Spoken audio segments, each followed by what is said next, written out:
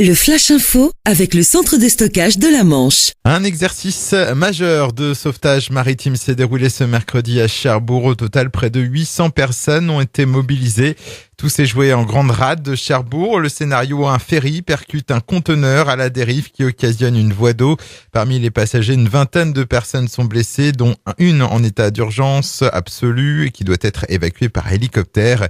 L'objectif de cet exercice était de tester la capacité des différents services à réagir ainsi que leur coordination. Une grosse frayeur pour un automobiliste hier matin à Vasteville sur la route en direction d'Elleville. Il a violemment percuté un cheval en divagation. Heureusement, il s'en sort indemne. Durant la nuit, la gendarmerie avait reçu plusieurs signalements de chevaux errants dans le secteur. Ils ont tous été récupérés. Depuis le début de l'année, des animaux en divagation ont causé 4 accidents dans la région, dont un mortel. Un incendie spectaculaire dans un bâtiment agricole de 400 mètres carrés hier à Gonneville-le-Teil. 230 tonnes de foin, 700 mètres carrés de panneaux photovoltaïques et du matériel agricole ont été détruits dans ce hangar pourtant neuf. Une trentaine de pompiers ont été déployés. Heureusement, il n'y a eu aucune victime.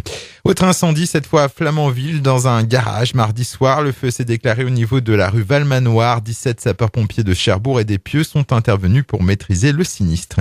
Du foot avec le tirage au sort du prochain tour de la Coupe de la Ligue. Le Stade Malherbe de Caen qui n'aura pas la tâche facile en 8e de finale. Les joueurs de Patrice Garande se déplaceront à Monaco, le champion de France en titre.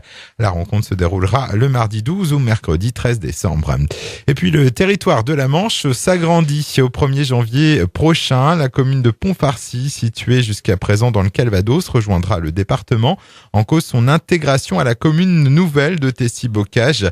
À l'unanimité, le conseil départemental de la Manche a donné un avis favorable à ce redécoupage administratif qui doit encore être validé par le Conseil d'État. Le Flash Info vous a été présenté par Landra, centre de stockage de la Manche à Digueulville. Pour en savoir plus et visiter notre centre, 0810 120 172, coup d'un appel local.